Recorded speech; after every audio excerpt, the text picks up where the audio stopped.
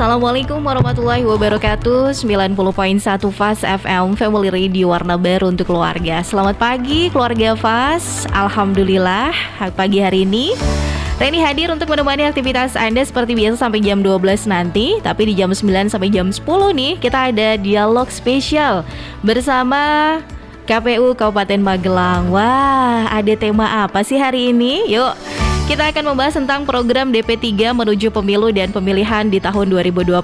Apa sih DP3? Nanti akan disampaikan oleh narasumber kami. Sudah hadir di studio Bapak Dwi Andis Mindarwoko SE selaku Ketua Divisi Sosialisasi Pendidikan Pemilih dan Partisipasi Masyarakat KPU Kabupaten Magelang.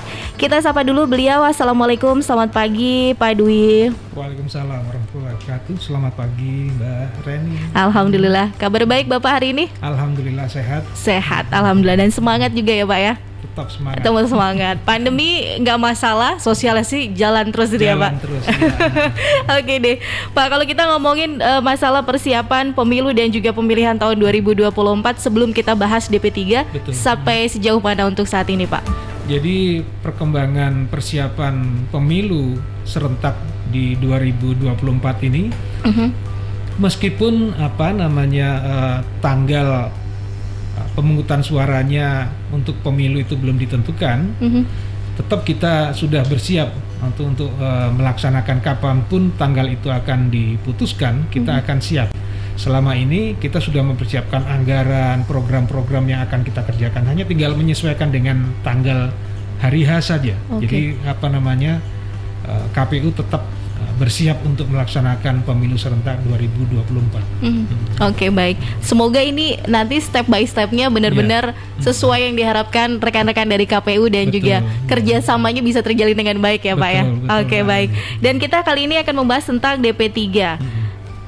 Desa Peduli Pemilu dan Pemilihan, begitu Bapak? Betul. Mungkin bisa lebih dijelaskan lagi arah dari kebijakan atau mungkin dasar hukum dari penyelenggaraan program tersebut Pak. Oke. Jadi program DP3 ini, Desa Peduli Pemilu dan Pemilihan ini adalah sebuah program yang dilaksanakan oleh KPU Republik Indonesia, yang gunanya adalah untuk sarana pendidikan pemilih bagi masyarakat ya. Supaya apa? Nah, ini meningkatkan pengetahuan dan kepedulian masyarakat terhadap pemilu dan pemilihan. Nantinya kalau sudah ada kepedulian, itu akan meningkatkan partisipasi masyarakat dalam pemilu dan pemilihan. Benar. Nah, jadi program ini memang betul-betul untuk meningkatkan partisipasi daripada masyarakat. Kemudian tujuan daripada program ini yang pertama adalah membangun kesadaran politik masyarakat agar menjadi pemilih yang mandiri dan rasional. Ini kita harus terus berupaya agar masyarakat kita ini, masyarakat pemilih kita ini menjadi pemilih yang mandiri dan rasional. Semua keputusannya harus mandiri, semua keputusannya harus rasional. Kemudian yang kedua dari tujuan program ini adalah mengedukasi masyarakat dalam memfilter informasi sehingga masyarakat tidak mudah termakan isu hoax terkait kepemiluan. Berangkat dari pengalaman-pengalaman yang lalu, ini banyak sekali masyarakat yang lebih percaya dengan hoax. Betul, dengan hoax. Karena mungkin lebih menarik ya kalau yang sesuatu yang yang agak-agak bagaimana gitu ya, itu lebih menarik ternyata ya.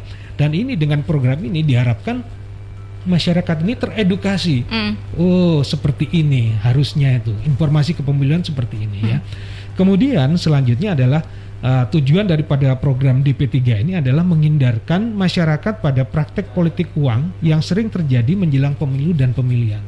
Ini meskipun ada himbauan tentang praktek politik uang, dirasa ini masih belum cukup karena harus selalu digembor-gemborkan, terus kemudian harus selalu disosialisasikan. Ya, karena kalau sudah ada politik uang nanti efeknya itu tidak sehat bagi iklim demokrasi kita. Kemudian yang selanjutnya tentang tujuan program ini adalah meningkatkan kuantitas dan kualitas partisipasi pemilih.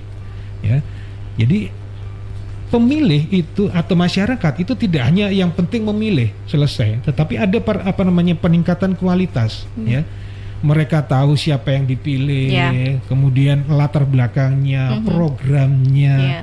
mau dibawa kemana setelah mereka terpilih dan sebagainya. Itu penting untuk menjadi sasaran daripada atau tujuan daripada program ini. Yang selanjutnya, program ini bertujuan untuk membentuk kader yang mampu menjadi penggerak dan penggugah kesadaran politik masyarakat di lingkungannya. Jadi harapannya dengan program DP3 ini masyarakat menjadi semakin aktif. Tidak hanya dari KPU, tetapi masyarakat sendiri yang sudah menjadi kader ini bisa menyebarkan informasi-informasi seputar pemilu dan pemilihan seperti itu. Oke, baik. Jadi bisa meneruskan begitu ya apa yang diberikan dari pusat begitu, masyarakat teredukasi dengan baik. Betul. Karena memang kemarin-kemarin kalau kita lihat dari pengalaman sebelumnya ya Pak ya, kalau kita udah ngomongin hoax aja udah panjang banget kan Pak. Iya, kadang masyarakat juga tidak ngecek dulu. Tapi udah percaya itu lalu di-share. Betul. Ini yang jadi PR kan ya Pak ya. Dan tadi saya menarik sekali Bapak bilang tadi masyarakat akan diedukasi bukan hanya sekedar memilih, tapi harus mengetahui juga visi dari misi calon atau kader yang memang mereka pilih, karena ini menentukan masa depan bangsa. Betul, iya. 5 tahun ke depan loh Pak. Betul sekali. Kayak milih jodoh jadi ya Pak. Jangan beli kucing dalam karung. Itu kegigit nanti. Iya betul. Oke deh. Dan kali kita sudah tahu namanya tujuan dari program. Semoga saja dari per item tadi kita bisa membangun kesadaran masyarakat untuk bisa berpolitik dengan baik. Jadi iklim demokrasi di Indonesia ini akan lebih sejuk ya Pak ya. Dan juga dinamis gitu ya. Oke, tugas dan tanggung jawab sendiri dari KPU Kabupaten dan juga kota seperti apa nih Pak dalam rangka ini DP3? Jadi tugas dan tanggung jawab KPU terutama dalam hal ini adalah KPU Kabupaten Magelang. Itu adalah yang pertama membangun jejaring dengan Pemda, pemerintah desa atau akademisi atau LSM agar program tersebut dapat berkelanjutan. Jadi setelah program ini dicanangkan, diharapkan kita bisa membangun jejaring dengan Pemda atau pemerintahan desa ya, supaya program ini bisa betul-betul dapat berkelanjutan, tidak hanya 1, 2 dan seterusnya, karena ini bisa berkelanjutan. Kemudian yang kedua yaitu adalah membantu koordinasi ya antara KPU dan pemerintah daerah serta pemerintah desa. Dengan adanya program ini seperti tadi saya sampaikan, ini bisa menjadi corong nih. Mau apa, informasinya seperti apa, tahapannya bagaimana, itu mereka tahu. Jadi ada koordinasi. Misalnya salah satu contoh misalnya masyarakat diharapkan melakukan perekaman EKTP pada saat kemarin ya. Kita sampaikan ini, kemudian oleh pemerintah desa juga akan diumumkan ini supaya bisa memilih, monggo melakukan perekaman EKTP misalnya seperti itu. Jadi ini kita ini bisa membantu koordinasi antara pemerintah desa dan pemerintah daerah ya. Kemudian tugas kita membantu merekrut peserta atau calon kader desa peduli pemilu dan pemilihan ya. Jadi kita merekrut calon kader ya. Siapa-siapa yang akan kita jadikan sebagai kader daripada program DP3 ini. Kemudian yang selanjutnya adalah membantu pelaksanaan dan penyampaian materi pembentukan kader desa peduli pemilu dan pemilihan ya. Nanti kita akan bantu atau melaksanakan sosialisasi, kemudian kita juga pelatihan itu yang seputaran dengan materi-materi kepemiluan ya. Jadi kita akan tidak hanya membentuk itu, tapi kita juga memberi pelatihan apa yang harus disampaikan, pembangunan pemikiran dan sebagainya itu. Selanjutnya adalah membantu dokumentasi pelaksanaan program. Kita tetap akan dokumentasikan ini, karena program ini tidak hanya kerja KPU sendiri, tetapi melibatkan instansi-instansi yang lain ya, termasuk desa itu juga itu perlu kita sentuh juga. Kemudian membantu mengawal konsistensi program. Nah, ini yang penting karena banget. Begitu dibentuk, kita harus tetap mengawal DP3 ini terus berjalan, karena memang kita ada tahapan-tahapan ya. Tahun 2022, 2023, 2024, gongnya itu ada di 2024 karena ini menuju pemilu atau pemilihan serentak di 2024. Oke. Iya, jadi memang tidak lepas begitu saja. Betul. Iya. Ini adalah salah satu persiapan yang memang harus benar-benar diusahakan dimaksimalkan begitu ya Pak ya. Betul Mbak. Oke, berarti keterlibatan masyarakat di desa ini sangat diharapkan sekali Pak. Betul. Oke, baik. Dan untuk pemilihan dari kader-kader itu sendiri bagaimana Pak mekanismenya Pak?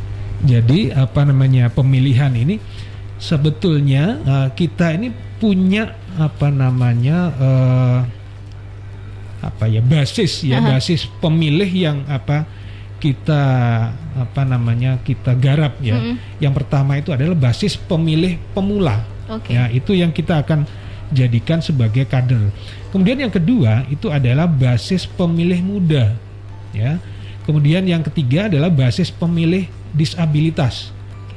Kemudian basis pemilih perempuan, dan yang terakhir adalah basis pemilih dari tokoh masyarakat maupun tokoh agama. Itu yang akan kita kita rekrut sebagai kader dari DP3 ini.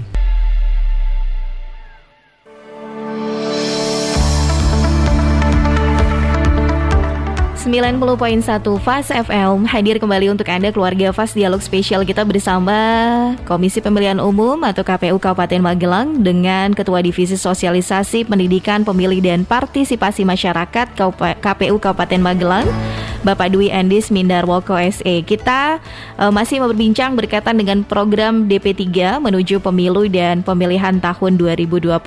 Jadi tentang arah kebijakan program Desa Peduli Pemilu dan Pemilihan.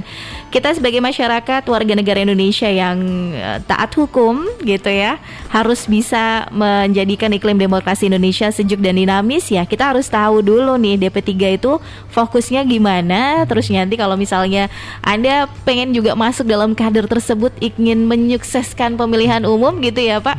Karena kesadaran dimulai dari awal, dari diri kita sendiri. Nanti Pak Edi bakal ngasih tahu gitu caranya gimana. Nah tadi sudah ada tujuannya seperti apa dan juga tugas tanggung jawab dari KPU sendiri. Nah ini ada materi kaitannya sama pemilihan lokus. Lokus sendiri tuh apa sih Pak? Ya, terima kasih Mbak Reni. Jadi Desa Peduli Pemilu dan Pemilihan ini memilih lokus atau tempat desa yang ditunjuk dengan berkoordinasi dengan KPU kabupaten kota maupun desa atau pemerintah daerah setempat ya. Pemilihan untuk sementara ini di program yang menjadi pilot project tahun 2021 ini, itu masing-masing provinsi itu diberi kesempatan untuk menunjuk 2 desa sebagai pilot project.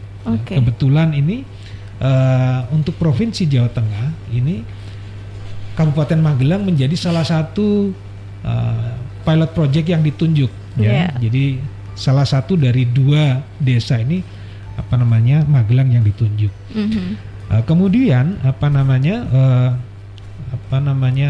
untuk menentukan sebuah kriteria lokus ya, tempat terjadinya Desa Peduli Pemilu dan Pemilihan ini kita punya batasan ya. Batasannya itu ada 3 batasan. Yang pertama adalah daerah potensi pelanggaran pemilu ya. Pada daerah atau desa atau kelurahan yang punya potensi pelanggaran pemilu, artinya pelanggaran etika penyelenggara pemilunya juga terjadi, kemudian pelanggaran administrasi pemilunya juga terjadi, atau tindak pidana pemilu juga terjadi di desa itu, maka indikasinya itu adalah terjadi pelanggaran pemilu yang berulang. Sering misalkan sebuah tempat itu terjadi pelanggaran pemilu berulang, ini penting untuk dijadikan sasaran program atau tempat atau lokus dari program DP3 ini. Kemudian indikator yang kedua itu terjadi pelanggaran yang sifatnya masif, terstruktur dan sistematis ya. Seluruh gitu, masif, menyeluruh, kemudian terstruktur dari struktur kepemerintahannya ya, mulai RT, RW, desa dan sebagainya. Ini sangat ini sekali, masif sekali, dan struktur terjadi pelanggarannya. Ini penting untuk dijadikan lokus ya. Alasannya mengapa daerah potensi pelanggaran pemilu ini menjadi salah satu lokus DP3 karena potensi ini sering dipicu karena masih rendahnya pengetahuan penyelenggara, peserta dan pemilih tentang kepemiluan. Nah, kita melihat itu ya. Kemudian yang kedua, minimnya pengawasan serta politik kekerabatan. Ini menjadi alasan kita menjadikan daerah potensi pelanggaran pemilu itu menjadi salah satu kriteria lokus dari DP3.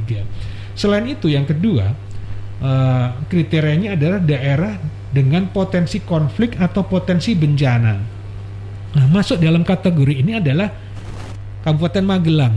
Nah, ini masuk di dalam kriteria ini.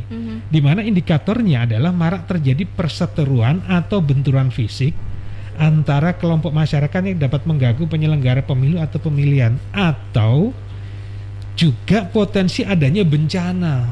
Nah, ini akan menjadi alasan mengapa kita dipilih menjadi lokus.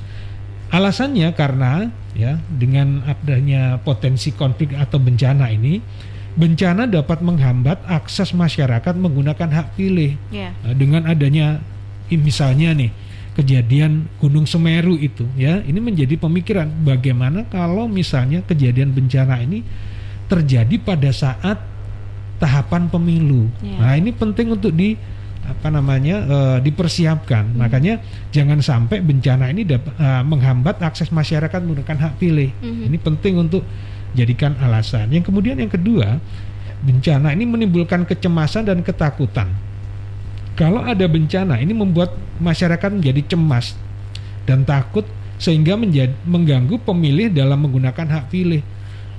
Menyelamatkan diri itu lebih utama. Mesti benar. Mengapa saya harus memilih kalau saya tidak selamat, tidak aman. Nah, ini menjadi alasan kita untuk memilih lokus desa rawan bencana. Selanjutnya, bencana ini dapat mengganggu tahapan atau proses penyelenggaraan pemilu sehingga siklus pemerintahan dapat terhambat.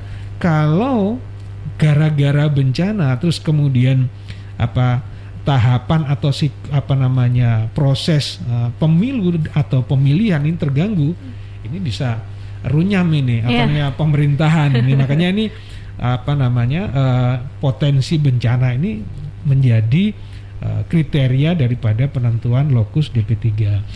Selain kedua hal tadi, yaitu yang pertama adalah pelanggaran pemilu, kemudian rawan bencana.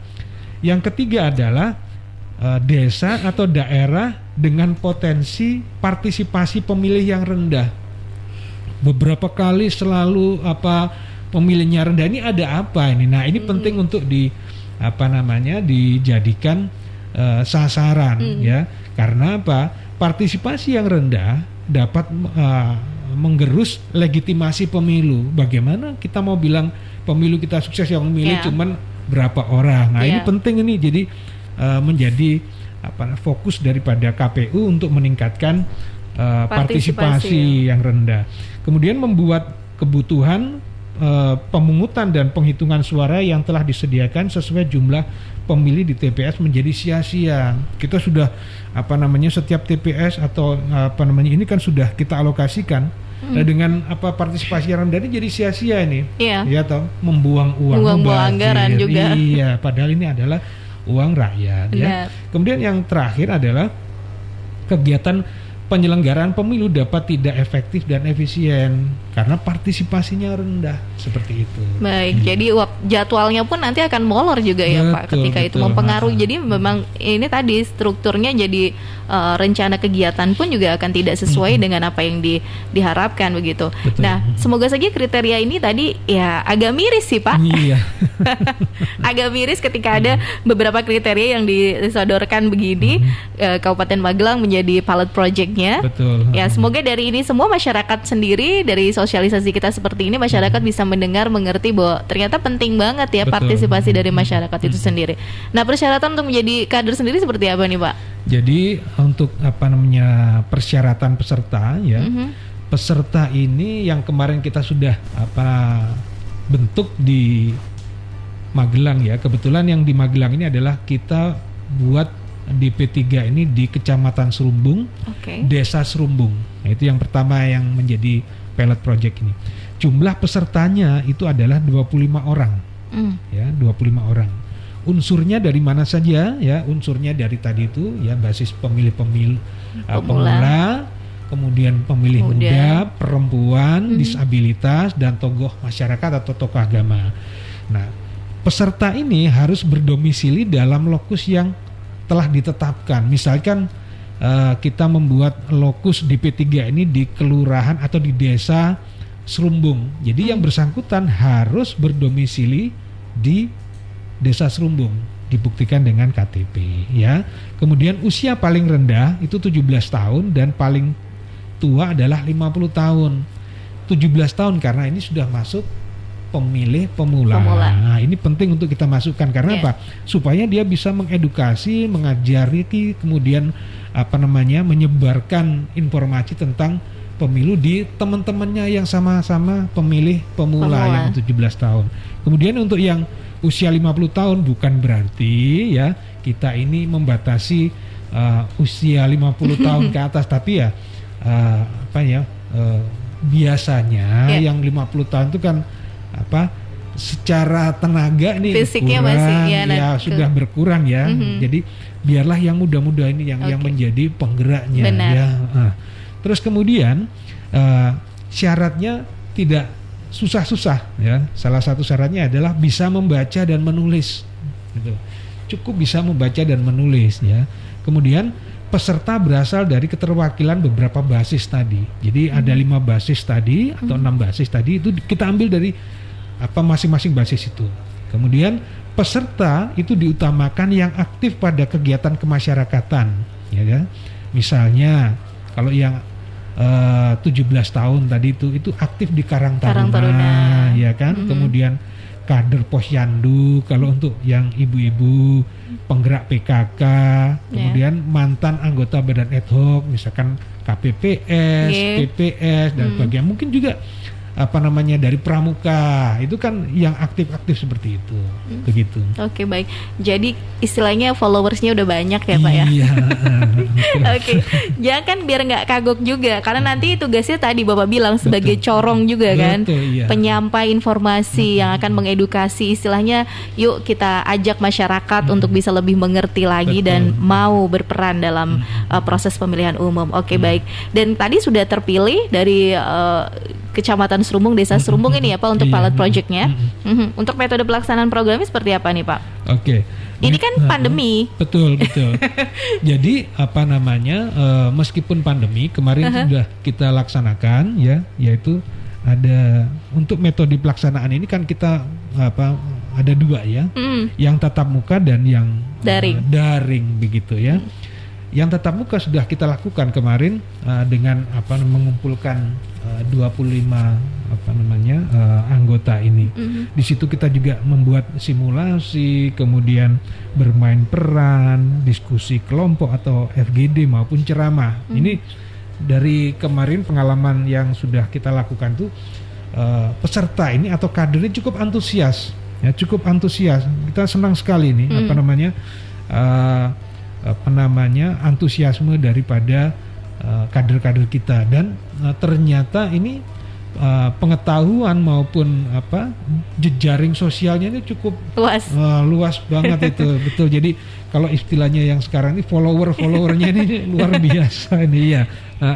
Terus kemudian juga nanti di samping dengan pelatihan tatap muka atau luring ini juga kita lakukan daring. Bentuknya diskusi-diskusi, pemberian materi. Misalkan kalau kita ini sering ada Zoom dari Zoom KPU RI, kemudian dari KPU yang lain, dan kita sendiri itu kita libatkan di dalam situ. Karena ini tujuan kita adalah menyebarluaskan informasi tentang kepemiluan. Benar. Begitu. Oke. Jadi tidak ada masalah pandemi seperti ini, tetap menerapkan protokol kesehatan Dan ketika program atau pelatihan daring ini bisa dimaksimalkan, ya otomatis ilmu-ilmu yang di-sharing dari beberapa kota, kabupaten bisa tersampaikan ya Pak ya? Betul sekali Mbak. Oke.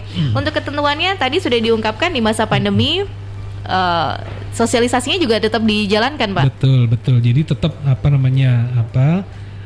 ketentuan pelaksanaan semasa pandemi ini ya, kita ada ruangan yang memungkinkan. Misalnya pada saat kemarin kita itu tatap muka itu ya, ruangan yang memungkinkan dan jaga jarak ini tetap kita jaga. Kemudian menggunakan alat pelindung diri ya. Harus. Tetap ya. Kemudian sehat, tidak mungkin yang orang sakit terus kemudian kita ini kan kalau memang merasa kurang sehat gitu nggak usah ini. Ya alhamdulillah kemarin yang datang tuh yang ikut pelatihan ini sehat-sehat ya. Sudah divaksin juga ya Pak ya? Sudah divaksin. Kemudian sanitasinya juga kita siapkan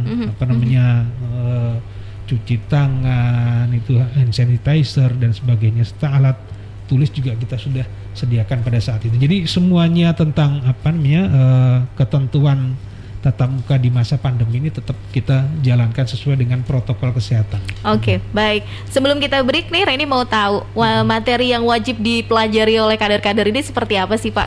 Oke, jadi kader-kader ini oleh KPU ini akan diberikan beberapa materi ya. Yang pertama itu tentang demokrasi, pemilu dan partisipasi. Kemudian nanti juga akan mendapatkan materi berupa sistem dan tahapan pemilu dan pemilihan ya. Kemudian juga akan mendapatkan materi tentang teknik komunikasi publik ya. Kemudian materi selanjutnya adalah tentang pendidikan pemilih dalam pencegahan politik uang. Ini penting ya, tadi bukan pemilu uang itu ya. Kemudian selanjutnya adalah teknik tentang teknik dan metode identifikasi berita hoax. Seperti apa sih berita hoax ini atau berita yang benar seperti apa? Nah itu. Kemudian yang terakhir adalah tentang materi modus operandi dan solusi kampanye SARA. Nah, ini penting sekali karena pada masa kampanye ini SARA bukan main kemana-mana, bukan Sarah Asari ya. Iya, susah Pak kalau itu. Iya, seperti itu. Oke, baik. Jadi memang dari materi wajib yang dipelajari ini ya luar biasa. Ini adalah dasar semua ya Pak. Jadi mereka memang harus punya modal ketika nanti ada beberapa serangan-serangan dari luar yang ingin mengganggu. Iya. Oke. Jadi terkait dengan apalagi pendidikan pemilihan dalam pencegahan politik uang ini jadi PR besar ya Pak ya. Betul. Kalau semuanya warga masyarakat pemilih ini paham, mereka akan bisa membentengi minimal dirinya sendiri. Nggak ngajak-ngajak ya Pak? Betul. Ngajaknya yang baik-baik aja dulu deh. Betul. Oke, baik. Dan untuk Anda keluarga FAS yang kemarin ikutan juga dalam pembelajaran ini pasti sudah tahu ya isinya seperti apa dan memang harus benar-benar kita pelajari, terutama juga teknik komunikasi publik yang baik karena ini kan jadi tadi Bapak bilang dan jadi corong. Betul, iya. Jadi bisa terlihat nanti menariknya di mana gitu kan. Oke. Untuk desain program sendiri seperti apa Pak? Tadi kan Bapak bilang kan bertahap 2021, 2022 sampai gongnya di 2024. Iya. Jadi desain program ini memang bertahap 4 tahun ya. Jadi tahap pertama ini di tahun 2021. Tujuan kita tahun ini adalah meningkatkan pengetahuan tentang kepemiluan dan demokrasi yang pertama ini. Kemudian di tahap ini juga meningkatkan pemahaman tentang arti penting daripada pemilu dan pemilihan. Ini untuk tahun 2021. Tahap yang kedua nanti di tahun 2022 ini bertujuan menumbuhkan kepedulian dan kesadaran politik masyarakat. Tahun depan ini bagaimana kita menumbuhkan dan meningkatkan kepedulian.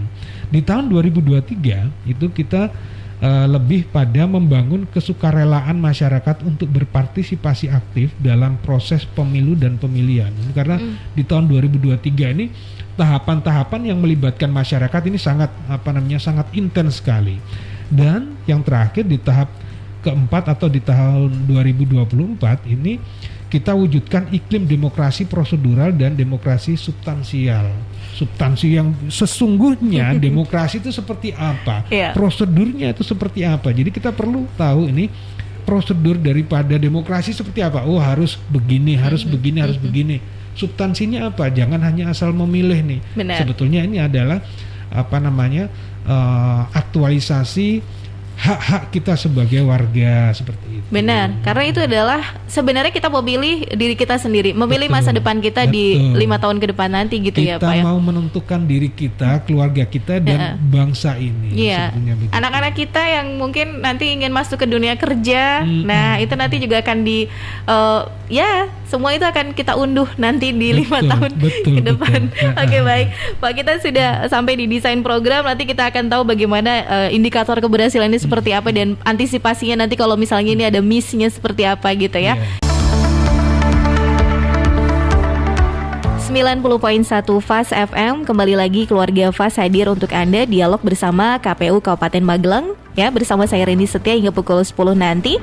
Kita masih membahas berkaitan dengan program DP3 menuju pemilu dan pemilihan tahun 2024 bersama dengan Bapak Dwi Andis Mindarkoko SE selaku Ketua Divisi Sosialisasi Pendidikan Pemilih dan juga Partisipasi Masyarakat Kabupaten Magelang. Nah Pak Dwi, kita jawab pertanyaan dulu ya, yang sudah masuk di redaksi kami di 0815 78709640 dari Irwan yang ada di Mertoyudan. Ini sudah terpilih ya Pak ya. Saya warga Kecamatan Mertoyudan nih, kepengen banget ikut seperti ini karena menjadi tanggung jawab sekali ya, bisa jadi corong masyarakat, bisa mengedukasi masyarakat betapa pentingnya informasi tentang pemilihan umum, terutama untuk kita menyadarkan dari hoax. Nah, seperti apa nih Pak? Sudah terpilih tadi di Serumbung. Mertoyudan kebagian nggak nih Pak? Terima kasih Mas Irwan atas responnya. Jadi yang sudah terbentuk atau sudah terpilih ini adalah yang di Desa Serumbung, Kecamatan Serumbung. Karena memang untuk tahun ini KPU RI hanya membuat pilot project sebanyak 2 desa di setiap provinsi. Dan kebetulan ini sudah kita putuskan seperti itu. Namun tahun-tahun kedepannya ini kita akan tetap membentuk program DP3 ini. Tentu juga tidak terlepas dari partisipasi dari pemerintah desa. Misalnya kalau ada pemerintah desa ingin secara swadaya begitu membentuk desa peduli pemilu dan pemilihan, KPU siap untuk berpartner ya, menyambut partisipasi ini ya. Kita akan tetap mendukung pembentukan desa peduli dan pemilihan, meskipun ini adalah wujud dari partisipasi masyarakat pemerintah desa atau masyarakat itu sendiri. Jadi misalkan kalau nanti di desa di Kecamatan Mertoyudan misalnya tempatnya Mas Irwan tadi itu bisa membentuk DP3 atas prakarsa daripada pemerintah desa, nanti kami akan dengan senang hati, dan ini juga kita samakan gitu ya, meskipun itu bukan prakarsa dari KPU, ini prakarsa dari masyarakat, ini luar biasa gitu. Jadi kita akan tetap mendorong seperti ini, dan KPU ini akan mendorong di pemerintah daerah maupun pemerintah desa ini untuk banyak-banyak untuk kita bentuk desa peduli pemilu dan pemilihan ini gitu. Di samping kita juga kalaupun misalnya ini bicara anggaran, kalau ada anggaran dari KPU ya kita akan bentuk gitu. Tapi kalaupun tidak ada anggaran, kita bisa dari memfasilitasi ya Pak ya. Memfasilitasi itu. Karena semakin banyak DP3 di Jawa Tengah, ini pasti akan meningkatkan partisipasi masyarakat dalam pemilihan umum nanti kan Pak. Betul. Apalagi kalau misalnya nanti 372 desa di Kabupaten Magelang ini semuanya ingin membentuk. Nah, ini kita akan lebih senang karena apa? 372 ini ada kader-kader kita nantinya, luar biasa ini. Goalsnya nanti dapat ya Pak ya. Baik. Semoga nanti banyak ya seperti Mas Irwan ini yang nantinya juga bisa memfasilitasi, mungkin bisa menggait kader-kader yang lain, bisa menginisiasi beberapa desa yang belum dapat seperti ini, karena nanti kan ada materi wajib pembelajarannya juga ya Pak ya. Ini akan menambah ilmu pengetahuan, apalagi anak-anak muda bisa jadi corong yang luar biasa ini. Ini ada pertanyaan juga Bapak dari Magelang yang ingin bertanya, jika sudah terpilih sebagai kader DP3 itu berarti ini akan berlanjut ya Pak tanggung jawabnya sampai dengan 2024 seperti mungkin kontrak kerja ya? Jadi Kalau sudah menjadi kader, ini akan kita update terus informasi pengetahuannya ya sampai 2024. Ini target kita nih sampai 2024 dulu. Lanjut itu kalau ini masih memungkinkan dan dirasa ini perlu dikembangkan, kita akan terus tetap membuat program ini berkelanjutan.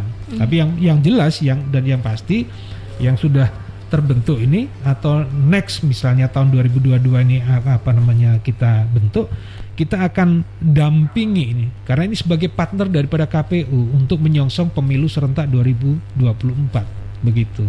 Oke, baik. Jadi ini memang tidak bisa berhenti di sini saja karena akan berkelanjutan. Betul, iya. Nantinya juga akan ada junior-junior yang akan regenerasi begitu ya Pak, regenerasi. Oke, baik. Dan indikator keberhasilan dari DP3 ini seperti apa sih Pak? Oke, sebagai sebuah program ya, tentunya kita harus memiliki indikator keberhasilan. Yang pertama adalah pemerataan program pendidikan pemilih, ya, yaitu program ini dikatakan berhasil ketika seluruh provinsi di Indonesia menyelenggarakan ya program DP3 dalam rangka menyongsong pemilu serentak di 2024. Kalau tadi saya sampaikan tahun ini ya itu masing-masing provinsi kan diberi jatah atau dibuat pilot project 2 desa ya. Kalau ini dalam tahun ini kemudian seluruhnya setiap provinsi itu membentuk 2 desa, berarti ini menjadi sebuah indikator berhasil nih untuk tahun ini sudah berhasil ya. Tetapi seperti tadi saya sampaikan, kalau misalkan kita mau menambah jumlah daripada desa DP3 ini akan jauh lebih baik lagi. Kemudian indikator yang kedua adalah lahirnya kader desa peduli pemilu dan pemilihan ya. Ini penting ini karena apa? Kader-kader ini nantinya akan menjadi ujung tombak daripada pelaksanaan pemilu karena kader-kader desa peduli yang lahir dari program ini diharapkan secara aktif dan sukarela mengajak masyarakat di tingkat desa untuk berpartisipasi karena dia ini seperti tadi saya sampaikan sebagai ujung tombak ini karena dia yang punya akses kemana-mana ya. Komunitas-komunitas di desa itu mereka punya akses gitu. Nah ini penting untuk sebagai peningkatan partisipasi dalam pemilu. Kemudian yang ketiga, indikatornya adalah kualitas partisipasi masyarakat di desa tersebut telah meningkat. Adanya peningkatan partisipasi pemilih di daerah partisipasi rendah, misalkan yang rendah itu kemudian menjadi meningkat, itu menjadi keberhasilan, indikator keberhasilan ya. Kemudian berkurangnya konflik kekerasan di daerah potensi konflik atau kekerasan, ataupun karena misalnya di Serumbung ini adalah potensi bencana, itu maka di desa itu atau di wilayah itu sudah punya rencana atau plan A, plan B bila terjadi bencana alam. Jadi bencana alam itu bukan menjadi hambatan atau menyebab terhentinya tahapan atau proses daripada pemilu dan pemilihan.